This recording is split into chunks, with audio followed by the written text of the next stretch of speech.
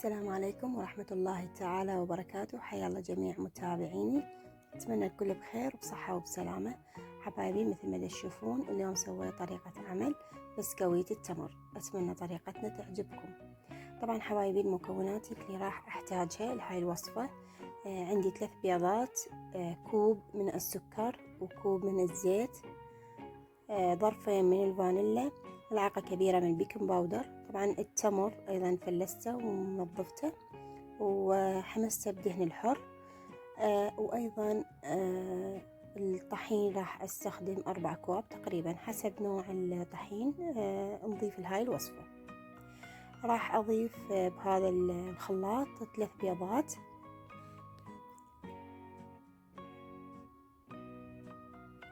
وأضيف كوب السكر وكوب الزيت، وأخفقهم لمدة 5 دقائق تقريبا لحد ما تصير عندي قوام كريمي. بعدها أضيفها بالوعاء اللي راح أشتغل بيه.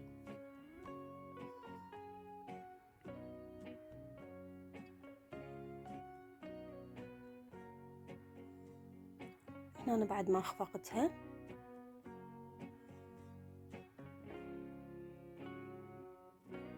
راح أضيفها بهذا الوعاء أو الكاس الخاص بالعجن.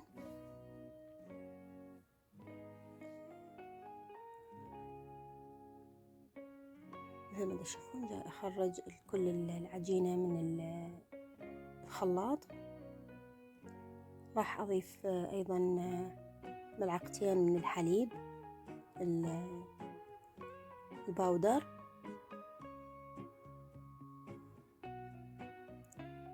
وبعدها أضيف الطحين بالتدريج لحد ما تتماسك عندي العجينة. تقريبا ضفت 4 أكواب طحين لهاي الوصفة، بس كل يعني نوع طحين يسحب أكثر سوائل، فأنتوا تنتبهون تضيفون أول 3 أكواب، بعدين الكوب الرابع يبدي بالتدريج تضيفونه لحد ما يكون عندكم عجينة متماسكة مثل ما تشوفون هسه. طبعا العجن ما أعجن عجن، لا، فقط ألم يعني أدخل العجين بالمواد السائلة، الطحين عفوا بالمواد السائلة، وأعجن بيها شي عجن خفيف. هنا أنا ضفت البيكنج باودر وظرفين الفانيلا. شوفوا بهاي الطريقة أنا بس ضليت أفر بالعجين لحد ما صارت عندي هاي العجينة. لازم تكون العجينة إذا تريدوها تعرفوها إنه ناجحة، ما تتفطر العجينة، تكون لينة ومتماسكة، يعني بدون أي يعني ما يصير بها تتفطر العجينة أو تتشقق. هنا أنا طبعا أخذت كمية من العجينة، طبعا أنا خليتها ترتاح مدة 10 دقائق، بعدها بديت أشتغل بها. خليت العجينة على مكان العمل، وراح أبدي أفردها بالشبك لحد ما تصير عندي يعني عجينة رقيقة بهذا الشكل.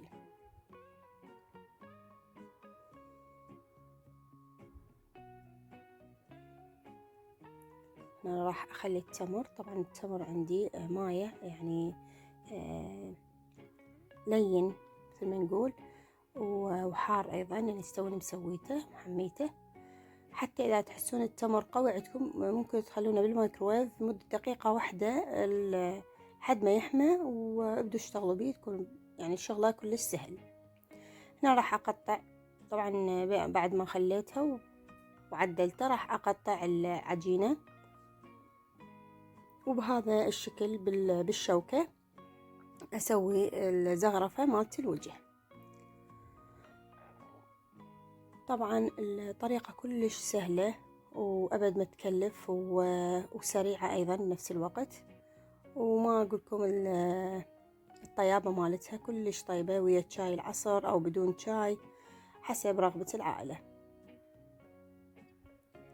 هنا أنا عدلت، أقص الأطراف بعدين أساوي بهاي الشكل.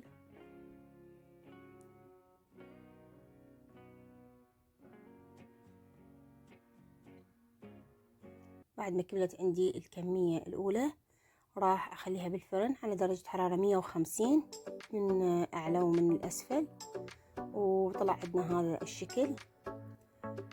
طبعا شكلها كلش طيب، كلش طيب، كلش حلو أيضا وطعمها كلش طيب.